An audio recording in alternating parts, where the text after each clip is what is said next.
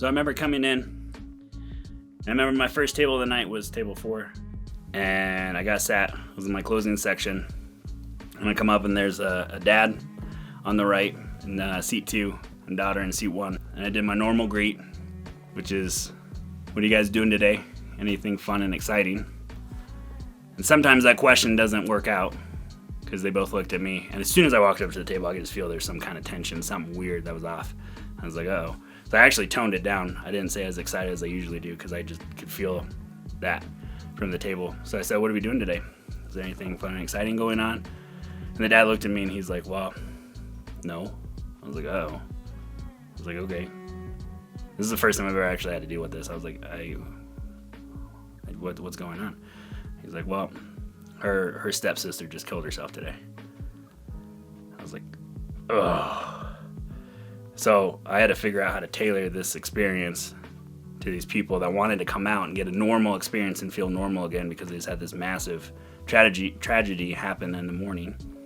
And so I went and told my manager, and my heart just wanted to buy their food for them and, give them love and compassion. But we talked about it, and we both realized that they wanted to come out to go out. They could eat dinner at home, but they wanted to go out and feel normal again and get their mind off of this. So it ended up, I think we bought their appetizer or something for them. So every time I go up, I had toned myself down. I try to project empathy and love and warmth, but at the same time be professional and do my job and not make it feel like I'm giving them too much, right? Like it's so hard to balance out. I know you don't want to get showered with love and pity. You want to come out and feel normal. So I added empathy. I toned myself down. I tweaked the experience I was giving that table. And this is a very true story. 2 tables over, my second table of the night was 4 people that just got off of work. It was about 4:30 in the evening. And they were taking shots and drinking. And they were coming out to party after work.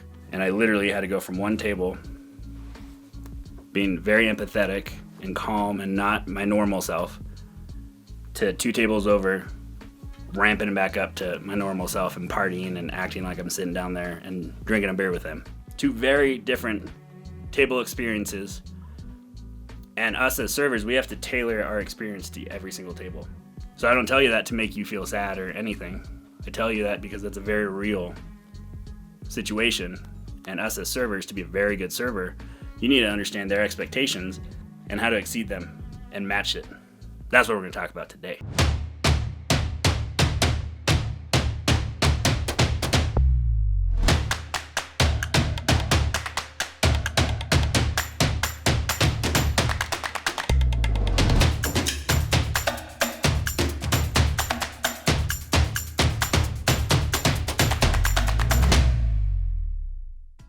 What's up, guys? It's Kevin Kennedy back, 6-figure server. Today we're talking about how to tailor the experience that you give as a server to all your tables in your section. And every table is going to have a different experience and a different perception and different expectation when they come into a restaurant, right? Stephanie and I, my wife, when we go out, we have a totally different expectation for service.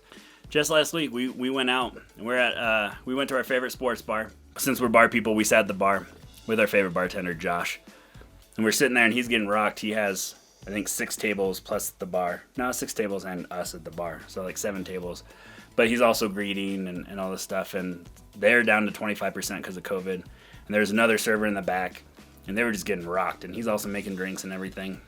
And we see the manager walking around. And she comes out of the office and is just walking around and not really doing anything to help. She goes back in the office and we're like, I really want to get up and just help him. Like, he's busting tables, he's doing everything himself. I guess they had a server or somebody call off, and they definitely needed one more hand. But we're sitting there watching, and our expectation of it is I expect my manager to help me if I'm getting rocked, because that's kind of their job, is to help make sure that everyone has the best experience.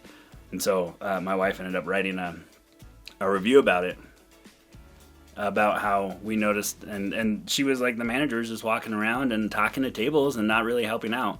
And then tables were sitting there dirty, and people were standing there waiting, and he's just getting rocked, so he can't go greet. But she could have done it and had a little bit more of a sense of urgency. We had a different perspective of that. We have a different expectation because we're in the service industry. If I go out with my family and my parents, they probably wouldn't have cared. They wouldn't probably have even noticed it because they never worked in the food service industry. So everybody that sits at your table has a different expectation, different perception. They're all in a different mood, right? On the way to the restaurant, I could have got cut off, which is very possible where we live. Terrible drivers. And that could have changed that could have ruined my whole day. Or some dude in a lifted truck tried to turn left in front of me when I had a green. Pissed me off, ruined my whole day. And now when I come sit down at your table, I'm pissed because, not because of you, but because something else happened. So everyone has different perception, they have different expectations. Not only every table, but every person at that table has a different expectation. So we have to tailor our service and what we do so it's unique and customized for each table. And that's how you separate yourself from from other servers. That's how you build regulars, and that's how you ultimately make 35% tips or more. Okay, so the expectations of what people are expecting at their tables and what they go in for, the purpose of going there is going to be completely different. The college kids that go out to celebrate somebody's 21st birthday is going to be completely different than a first date. And that's going to be completely different from a business meeting. And that's going to be completely different from the 30-year-old, the couple that's been married for 30 years that sit on the same side of the table that are super cool. They all expect something different, and they all have different levels of service needs, right? So, for example, first time date, most likely they're going to want to be left alone so they can talk and chat. But I've also had first time dates where the guy goes to the bathroom and the girl looks at me, she starts talking to me, and she's like, "Do you feel how weird this is?" I'm like, "No." And so for the rest of that, she talks to me on her first date because she doesn't want to talk to the dude anymore. And I'm like, so you have to tailor that too, right? I'm going to need to give them a little bit more time because she wants to have that experience instead of just shut him out, instead of them talking to get to know each other. And then the couple that sits on the same side of the table, I don't know why, they always turn to my regulars. They're my favorite kind of table. Been married for 30, 35 years. They're just so cool. They come out, have a couple beers, have a couple appetizers, and just sit there and they talk to you. And they really want to engage with you. I've had a lot of my regulars are like that. So they need a little bit more attention from me. Same with the one top. He comes out, he can get the food to go. He can go to another restaurant, but he comes to our restaurant because he wants to go out and be social. That's his social life. He's not social. I have a particular guy that comes in 3 or 4 times a week. And he literally comes out. He's like, this is my social life. I don't like crowds. I don't like people. I come out and I sit here for a couple hours. And he's like, if you take care of me and you hang out with me and talk with me, then I tip you well. I'm like, yeah, I understand. That's his expectation of it. So I have to tailor his service a little bit differently than the first time or the people on a first date. When people come out, they're coming out for an experience and they want to talk about themselves and their life. They come out to talk to a bartender. This is why bartenders are therapists, right? Because they come out and they want to talk to the bartender. They're being social. They want to talk to somebody about it. They don't want to come out and hear how there's a server down. The server called in and I'm getting my butt kicked. They don't care about that. I've been to so many places where the server comes up and they're a victim. They have the victim mentality and they talk about themselves more. Don't be a victim at your table. They don't care. They don't come out to hear about you. They come out to tell you about them. Yeah, it sucks what you're in. And maybe you can explain it. And if you're explaining something in a different way, like, hey, listen, we just had something happen in the kitchen, so food's going to take a little bit longer, and I'm very sorry about that. Or we just got a little slammed. And I like to make jokes. Instead of me being a victim saying the bartender sucks and it's taking freaking 15 minutes to get your beer, and I'm so sorry, instead of me being a victim, I turn around and I say, hey, listen, beer's super fresh. It's just finishing fermenting. We're about to bottle it up, so it should take a little bit longer. Instead of saying, hey, the cooks are drowning back there, and it sucks, and they're putting everything out wrong, and I'm so sorry, and your victim mentality, I say, hey, guys, you would not believe it, but the cow was kicking extra hard today, so I'm so sorry that it's taking longer, but we're going to get your food out here shortly, okay? I always flip it into something. They start laughing. They don't care, right? And so don't have the victim mentality when you're at the table. That ruins the experience. I don't care when I'm at your table. But you can explain it and help them understand why their food's coming out late or why the bartender's backed up, stuff like that. Make it fun. The other thing that servers don't do very well And I've been doing this for a long time, and I notice all this stuff. I also eat out a lot. Servers are not usually present at the table. We've all been there when you're in the weeds. It's really hard to be focused on what's in front of me when I know I just got double sat and I gotta go get ranches and I gotta run my food. Again, don't be a victim. Your tables don't give a crap. When I'm at the table, I'm at the table. You're the most important thing. I make you feel like you're the president and you're the only table I have when I'm at your table. I look at you in the eye and I listen and I talk to you. And if you're taking a really long time, there's ways to get out of this. If I got stuff to do, hey, listen, why don't you take a second? I'll be right back. So be present. When you're at the table, be at the table. One of the hardest things to do is listen and be present. And you know that I'm talking to you. And that's one reason I've gotten a lot of compliments and feedback from my guests, a lot of reviews and stuff about how I'm present at the table. They felt like I was their only table. They don't need to know how much I'm drowning or if I'm in the weeds or not. So I don't let them know. So when I come up and I talk to you, I plan for a 3-minute greet because I'm going to ask you questions, right? We went over that in the video of the greet. There's probably a link up here about it. So I plan because when I'm at your table, I'm at your table. And that's why I get so offended if someone else interrupts me while I'm at the table. I've had a manager interrupt me in the middle of talking to one of my tables once to tell me that I need to hurry up. This was really funny, actually. I had a manager. He was a temporary manager. He wasn't my full-time manager. He was somebody else filling in for my actual manager. I was staying there. She was a new member where I was working. And she was a VIP. And so we bought her food and all this stuff. We want to make her, hey, this is your first experience with us. We want to make it phenomenal. So I was like, okay, great. I'm really good at that. So I tailored the experience. I spent time with her. I got to know her. I want you to come back and see me because you're new. And we had a great conversation. In the middle of talking to her, my manager literally pulls me out mid-sentence. And I was like, I will be right back. I'm so sorry. And he's like, you need to stop talking less or stop talking so much and come help us bus tables. I don't know why you talk so much. And I was like, okay, thank you for your feedback. In 10 years of serving, I've never gotten that feedback, but thank you. And so I still managed to give her a great experience, and she didn't know because I'm not going to be a victim and go over and bitch to her about what just happened. But I still gave her a great experience one-on-one. I was always present at her table. You know what happened later? Is the director of food operations where I worked got a compliment from another table that they appreciated that I spent time with them and talked to them and I was present at their table. He emailed that to both of the managers and he's like, I'm sorry, I guess talking does work. I was like, yeah, that's how I make my money. I'm present at the table. That's what people want. Unless you're in a business meeting or it's your first date, then you don't want me at your table talking so much. So I leave you alone, right? We tailor it for every experience. So here's some strategies. I call this the spark. Here's some strategies that we can use to help tailor the experience that you're giving to different tables, right? Spark number 1. So what we talked about in the greet, ask open-ended questions. What are you guys up to today? Are you guys doing anything fun and exciting?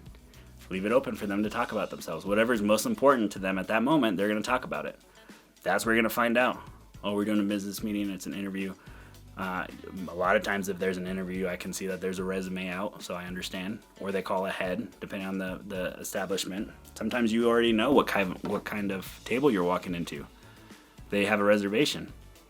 Some places will tell you they're celebrating this person's birthday, or there's a business meeting, or whatever it is. Sometimes you know beforehand. But if you don't, you can just ask, hey, what are we doing today? Anything fun and exciting? This is where they volunteer that info. We're here for his 21st birthday. Oh, that's what's up. We're going to have some fun. You guys are going to get drunk. Better call an Uber right now. Give me your keys. Or, I don't know why, the girl's always the one that says, we're on our first date. I'm like, oh, awesome. Great. This is going to be fun for me to watch. Or they just say, we're just getting out of the house, having a drink. I'm like, awesome. It's casual. It's going to be fun. Immediately, I know how to tailor that experience. And then I ask him, when was the last time we were here? Oh, every couple of weeks. Okay, cool. So you guys get it. You've been here before. You understand. Because when we ask them, when was the last time you were here? They're telling us their frequency a couple years ago. Okay, so you only come once in a couple years. A couple months ago. A couple weeks ago. Or this is when they tell you, you've never been here before. It's our first time. Now my strategy is going to change. I'm going to spend more time with you. I'm going to introduce you to the restaurant. I'm going to do a menu tour with you. And we're going to get to know each other really well because I'm going to give you a fantastic experience your first time. Then you're going to come back, and next time you come back, you're going to sit with me. I'm going to build you as a regular. We have videos on both of those. So those 2 questions, what are you guys doing today?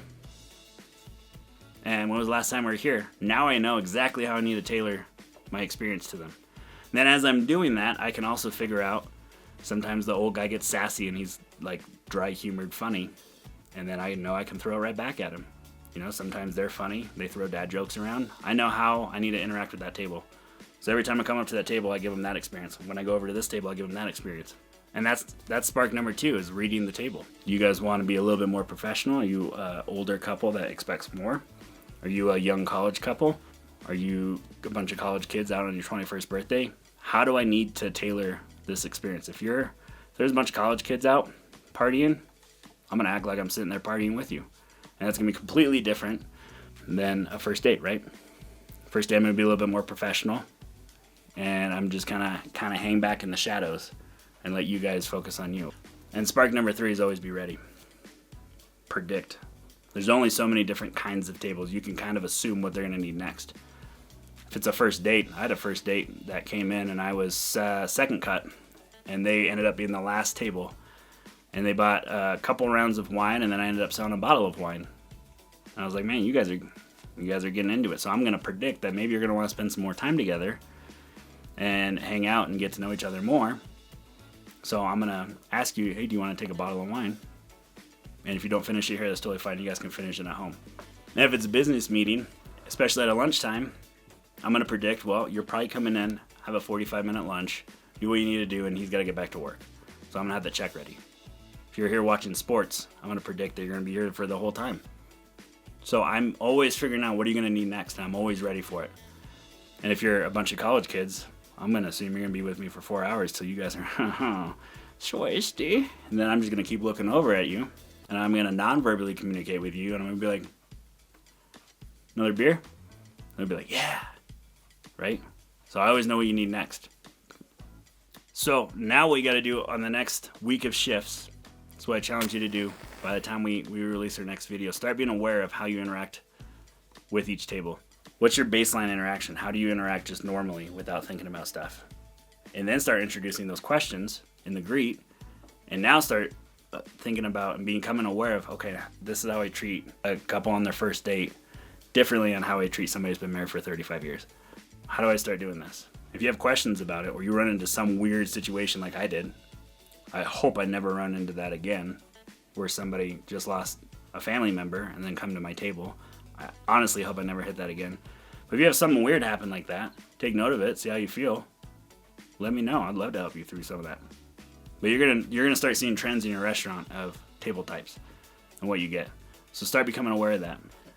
We go way deeper into this about being present at the table and about reading the table, and a lot deeper in experience at the table inside of our coaching course. And we're releasing the beta very shortly. We have a waitlist for it right now. Waitlist is fairly short, so I would recommend going to it. sixfigureserver.com. If you got any value out of this, go get on that waitlist, because you're going to be one of the first people that actually gets access to our course and our apps that we're building out right now. So go over there right now, sixfigureserver.com. Request early access. Go serve and be nothing less than legendary.